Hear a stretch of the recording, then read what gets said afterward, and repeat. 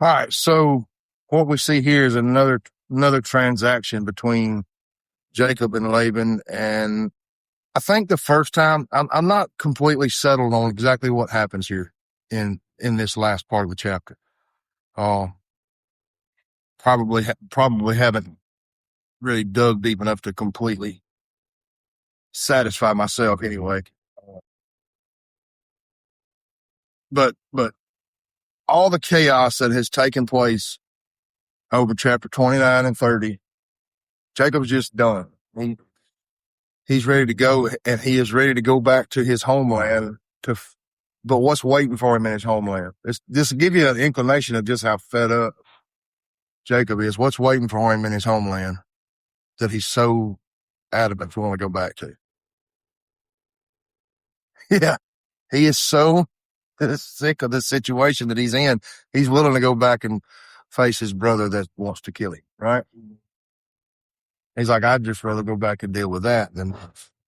So he tells Laban, all right, let me go. I'm out of here. And Laban talks him into staying. And we get a little bit of another little snapshot into who Laban is in verse 27. It says, but Laban said to him, if I have found favor with you, stay. I have learned by divination that the Lord has blessed me because of you. What is divination? Witchcraft. What do they call them? What's that? I don't know that it was anything specific. I think it was, reading the tea leaves or whatever. It could have been anything. It was gathering information by, demonic ways. So we see what camp Laban is in, and he continues to try to snooker Jacob and is successful in a way. So in 29, says, Jacob said, I have served you and how your herds have fared with me, for you had very little before I came, but now your wealth has increased. The Lord has blessed you because of me. And now when will I also do something for my own family? So Jacob's telling him here, he's like, look, I have worked for you all this time and I have built your wealth. Now I have a family. I need to build wealth for my family. I can't spend the rest of my days building your wealth. I want to build my own wealth. So he said, all right, what should I give you? And my translation, I underline this right here. Verse 31, it says, Laban asked, what should I give you? And Jacob says, you don't need to give me anything. You owe me, basically. That's why I took it. You're not understanding here, Laban. You're not giving me squat. I earned this. I worked for it. He said, but if you do this one thing for me, I will continue to shepherd and keep your flock. So pay attention to this right here. Let me go through all of your sheep today and remove every sheep that is speckled or spotted, every dark-colored sheep among the lambs, and the spotted and speckled among the female goat. Such will be my wages. This is not a gift.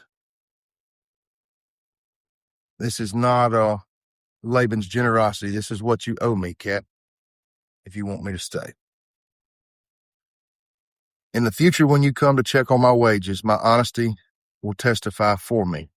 If I have any female goats that are not speckled or spotted, or any lambs that are not black, they will be considered stolen. So he's saying, give me the spotted, speckled. You keep the primo, the prime, the pure, the white livestock, and I'll take the speckled and spotted. And that way, killing two birds with one stone. You're keeping the best of the best. And also, if you find one in my flock that is not speckled or spotted, I stole from you, and you can take it. It's yours, Laban said, let it be as you have said. But there, in other translations, they worded it a little bit different, and there's basically some of the teaching I've heard on it is Laban kind of mocked him right there. Laban kind of said, yeah, sure, I don't trust you, So I told y'all to remember back in verse 32, Jacob said, let me go through the flock. In verse 35, who went through the flock? Who separated them? Laban did. Why did Laban separate them? He didn't trust Jacob. So you see this relationship between the two is not based in trust, and that's it's valid considering what Laban did to Jacob in 29. He snookered him big time in 29, didn't he? So that day Laban removed the streaked and speckled male goats and all the speckled and spotted female goats, every one that had any white on it, and every dark colored among the lambs, and he placed his sons in charge of them. Now that's where I'm starting to get kind of fuzzy on exactly what happened here, because it says Laban put them in his son's charge. His sons gave them to his sons. It's leading me to believe that he gave them, Laban gave them to his own sons. And then he put a 3-day journey between himself and Jacob. Jacob went, meanwhile, shepherding the rest of Laban's flock. So, well, I was doing some research on, as you'll see, if we get down through here, Jacob has this really odd breeding method for breeding the sheep. And I was doing some research on what the heck he was doing there. And there was some talk about Laban separated these sheep and then gave them to his sons and put a 3-day journey between them. Laban stole those sheep. That's their argument. I like I said, I need to dig more into this. But Laban took the sheep that were going to be Jacob's wages, gave them to his sons, and put a 3-day journey between them. So he basically stole those sheep from Jacob. Now, like I said, I ain't settled on that, but that's some of the stuff that's out there. Because there's a big gap in information between verse 36 and verse 37, if that's true. So 3 days. So basically, this scenario is you have to go back to the root. Is why were we separating? So why did Jacob separate originally the spawn sheep from the to identify? And it also gave Laban the favor of the sheep, right? Whatever happened. So the separating the 3 days was to give them enough space away from them so there's no mixing of the sheep. That was my original understanding of it. But then verse 30, or I guess it'd be the end of verse 35, where it says he gave them to his sons. Did he? I want some more clarification. Did he give them to his sons or Jacob's sons? Because that's the gray area that makes that other possibility, potentially valid. I would say he's trying to throw it in Laban's favor to make him say he might be right. Yeah. So, and there's some stuff toward the end of the chapter as well that kind of, you want to be careful not to read put your understanding into the scripture as you're reading it. You want to read it for what it is and not put any kind of tradition or anything. If you can read scripture through any lens you choose and you can twist it to fit what you want it to be. And that's what I'm trying to be careful. Yeah. Is it inconsequential? Possibly, but there also may be something there that we need to know, something we need to learn there if that's the case. So anyway, back to where did we get to? 36. He put a 3-day journey between himself and Jacob. Jacob, meanwhile, was shepherding the rest of Laban's flock. Jacob then took branches of fresh poplar, almond, and plane wood and peeled the bark, exposing white stripes on the branches. He set the peeled branches in the troughs in front of the sheep, in the water channels where the sheep came to drink, and the sheep bred when they came to drink. The flocks bred in front of the branches and bore streaked, speckled, and spotted young.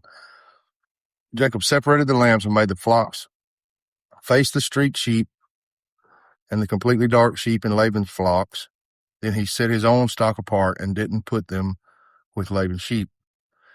So that's the kind of weird something I don't really, even in some of my digging and Googling and this, that.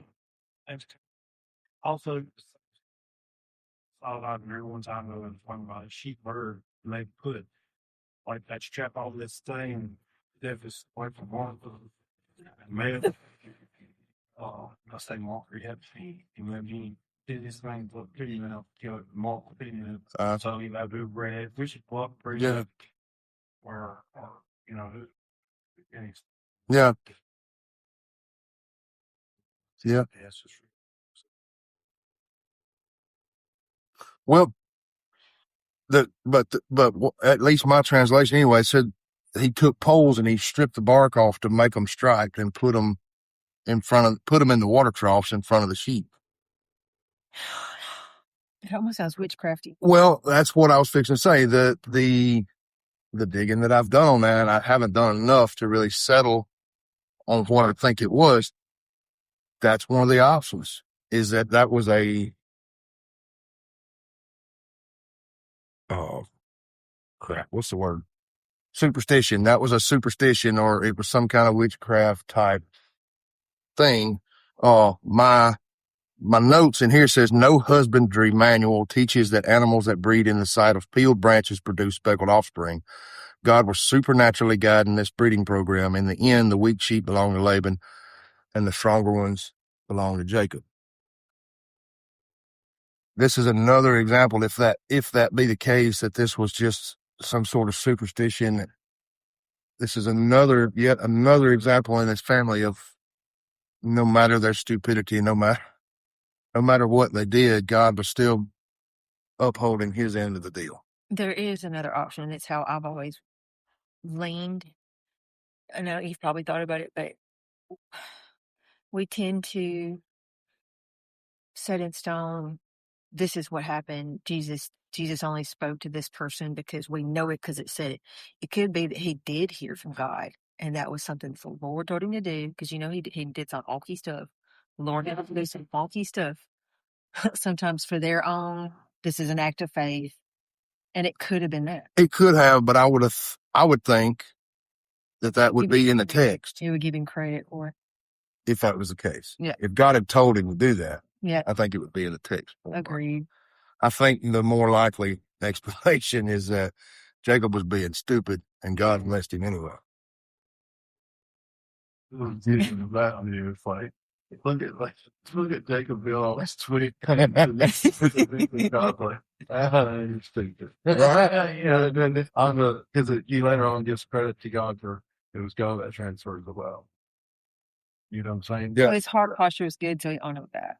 And I think I haven't actually read ahead, but some of the research I said there is an explanation further into Genesis on why he was doing what he was doing with the striped poles, but I haven't gone that far ahead and checked that out. But it's a very interesting chunk of text here. It's just Well, you think you were using like Jacob using this like that much decision, but in the end, he really saw how much he needed God's guys. Not what it wasn't what Jacob was doing. Yeah.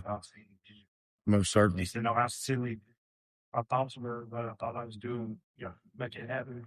It was God." Yeah. That's best case scenario, I feel like. Well, I think that's what John's pointing to. You said he does give credit to that later on. Right. I hadn't read that far ahead yet, but I was reading the stripe things like the cult practice of superstition. The husbandry back then they were saying that the stripe thing was called what's called maternal impressions. So whatever the mom focused on. Yeah, I read that too. Yeah, whatever the mom was looking at, that's what kind of goat she. Yeah, there's several different I'm not settled on any one thing on that because, like I said, there's several different schools of thought on what Jacob was doing there, but one way or another.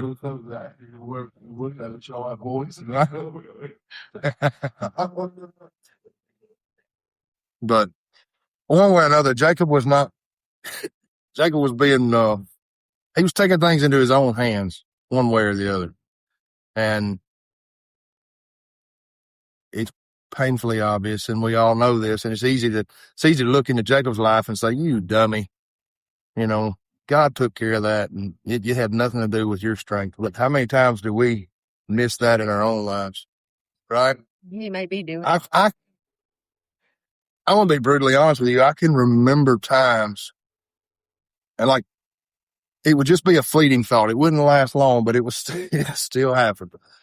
I would be praying about something. God, put your hand in this, fix this situation, and something would happen, and the situation would resolve. And I'm like, man, I'm glad God didn't have to take care of that. I'm glad that worked out, so God didn't have to. Like, how stupid a thought is that? You know, that that's as Jacob as it gets right there. You know, glad God didn't have to take care of that. I'm glad that worked out. How do you think it worked out, bud? But hey, we all got to learn and grow, right? We got to learn from it, from doing that, do different, learn our lessons. That's right. As for the weaklings of the flocks, he did not put out the branches, so it turned out that the weak sheep belonged to Laban and the stronger ones to Jacob. And the man became very rich, had many flocks, female and male slaves, and camels and donkeys. Like I said, this one wasn't going to be very long. I don't have just a whole ton of notes on that situation, but reading process. yeah. Yeah, Jacob was obviously a good shepherd because he multiplied Laban's flocks exponentially, made Laban extremely wealthy. But long story short, Jacob still relied on himself and relied on his own understandings. And the whole time it was nothing more than God's promise that was taking care of him. And every single one of us are in that same exact boat. There's nothing that we can do, nothing that we can say, no amount of shouting and jumping and kicking and carrying on can change anything. And then the law made it got on his perception. Yeah. He got it back. And what we'll see in the next chapter, I think it's the next chapter or the one after, Jacob's situation at home that he was probably concerned about, God resolved that as well.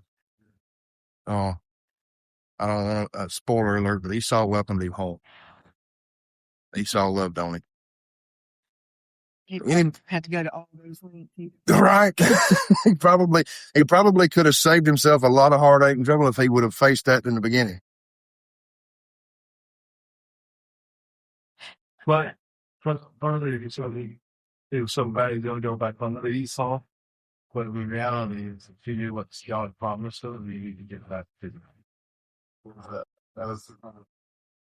You really think it took that much chaos for him to realize that? What did he realize? It's such a funny time because we all found ourselves I'm so like this. I didn't how far I was supposed to stay. You know that he down here.